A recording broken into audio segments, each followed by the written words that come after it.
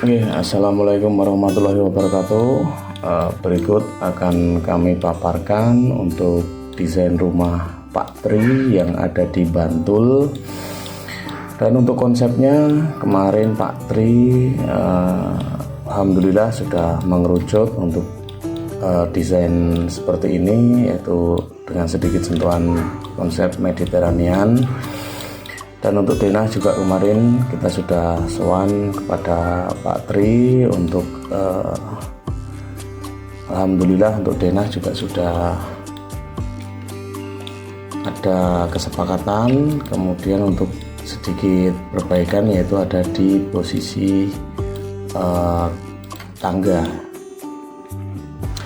Kalau kita potong kurang lebih akan seperti ini. Nah, tadinya yang tangga itu berbentuk L, Pak Tri mencoba untuk dibuat dengan konsep yang melingkar atau memutar, jadi kurang lebih nanti seperti ini. Nah, kemudian untuk yang denahnya dari lantai 1 tidak terlalu banyak berubah, jadi dari teras mungkin dari bangunan existing dulu ada sedikit perubahan areal tangga, kemudian di sampingnya persis untuk garasi, kemudian baru belakangnya ini nanti untuk rumah utama atau rumah induk. Jadi yang pertama nanti ada foyer, ruang transisi atau ruang tamu yang kecil, kemudian sampingnya ada memang ruang tamu, kemudian belakangnya persis living area, kemudian dapur dan ruang makan, dan juga satu kamar tidur yang ada di lantai 1 untuk kedua orang tua. Nah, kurang lebih kalau kita kasih furnitur nanti seperti ini. Nah, ini memang untuk area entrance atau foyer, jadi berbeda. Untuk misalnya untuk tamu-tamu yang tidak harus terlalu masuk ke dalam, bisa di area foyer.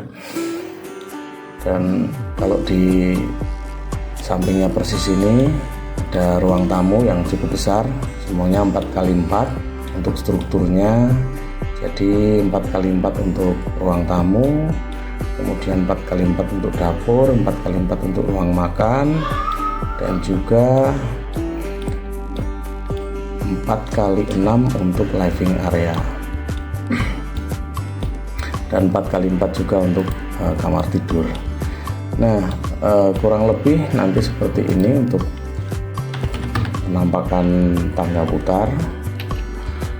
Jadi kalau kita dari dalam, dari entrance atau dari foyer, kemudian di ruang tamu, nah ini memang tangganya yang tadinya L menjadi tangga yang putar. Kurang lebih seperti ini tangga yang kotak.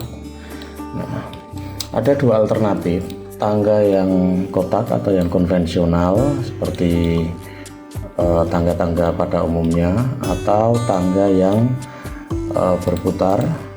Kalau menurut saya untuk kenyamanan, sebetulnya tangga yang kotak ini jauh lebih nyaman, karena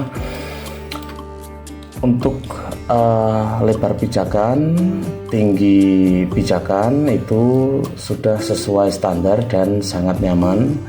Juga ada bordes, yaitu untuk area ketika melangkah naik itu ada dua tempat yang rata, di mana bisa untuk mengistirahatkan kaki daripada tangga yang berbentuk memutar. Kalau tangga yang memutar seperti ini memang tidak memungkinkan, tidak mungkin untuk dibuat bordes, jadi kaki itu harus dipaksa melangkah dari bawah sampai ke atas, itu harus full melangkah, tidak ada bidang rata.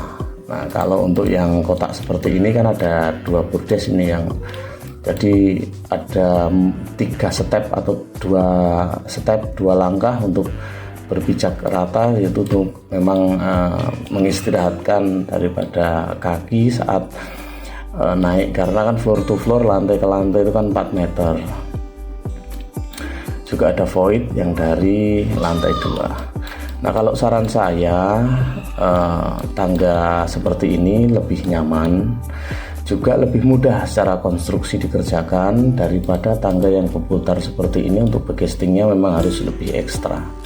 Dan juga, tetapi kalau memang Pak Tri dan Ibu menghendaki yang putar, ya tentu itu tidak menjadi masalah, semuanya bisa dikerjakan. Cuman kalau untuk kenyamanan, menurut saya lebih nyaman untuk tangga yang konvensional atau tangga yang kotak seperti ini.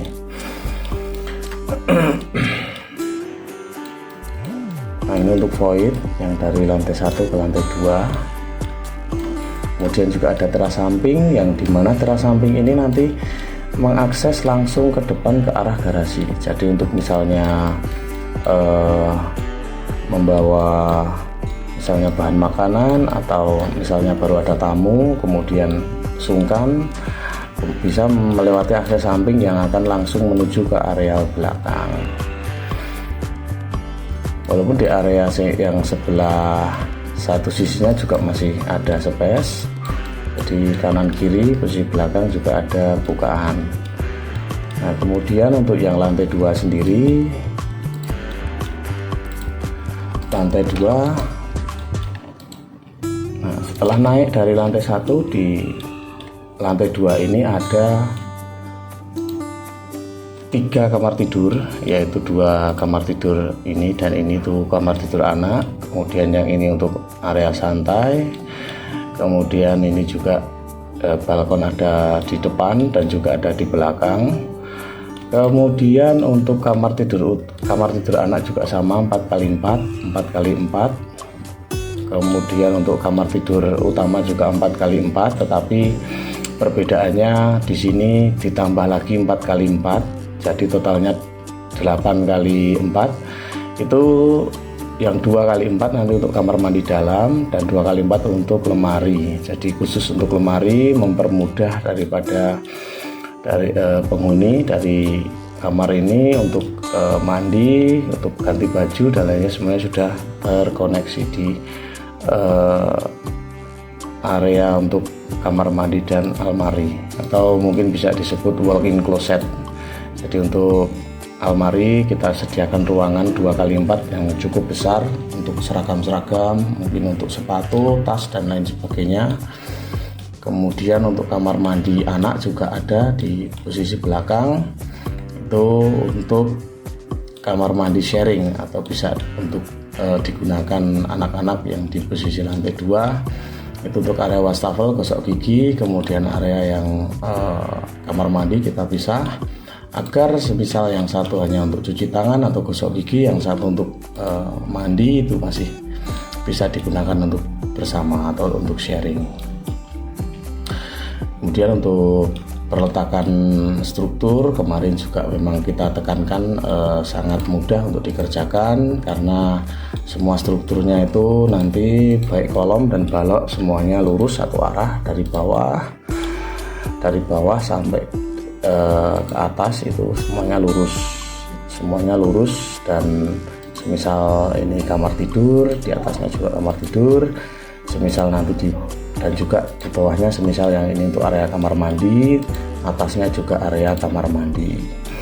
Nah, itu tentu untuk mempermudah daripada perawatan dan juga pengerjaan. Plus juga semisal ini kamar mandi yang di lantai 2, bawahnya adalah teras, itu juga untuk mempermudah proses sanitairenya. Kurang lebih untuk denahnya seperti itu. Kemudian untuk garasi tetap ada posisi di depan, sedangkan bangunan yang sudah ada itu diutuhkan.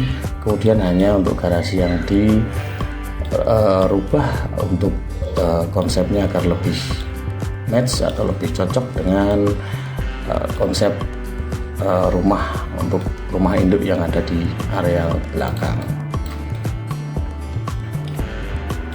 Jadi untuk rumah sendiri ini ukurannya murni itu nanti ini 4x4, jadi ada 12 meter. dikalikan ini juga 12 meter, plus yang tengah ini 4,5, jadi 12,5 kali 12 meter, ditambah sedikit teras sekitar 3 meter kali 4 meter.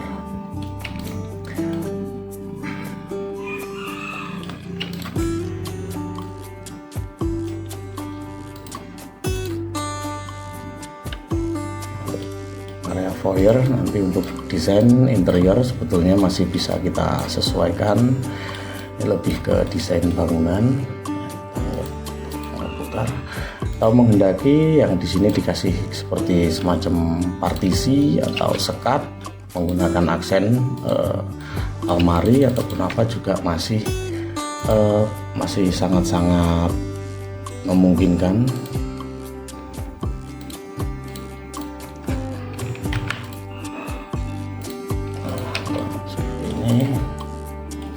Untuk tangga nanti kita menunggu keputusan Pak Tri apakah tetap menggunakan tangga putar ataukah berkenan untuk menggunakan tangga yang berbentuk kotak saja.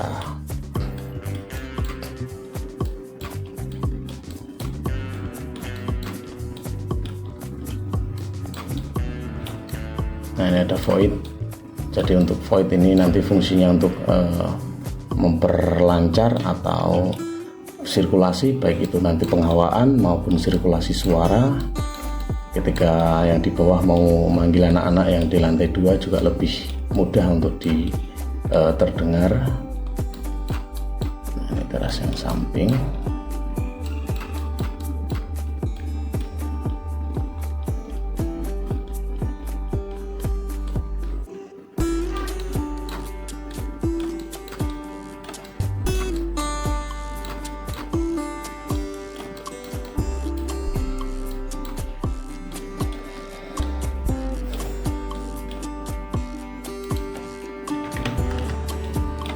Ya, kurang lebih itu Pak Tri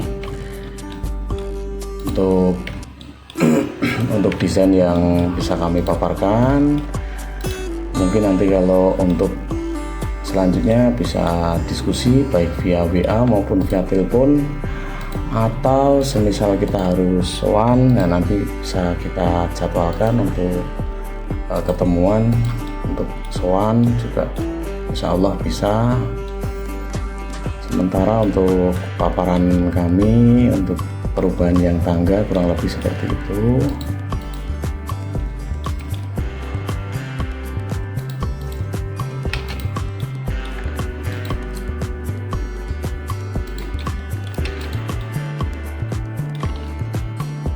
Baik, terima kasih.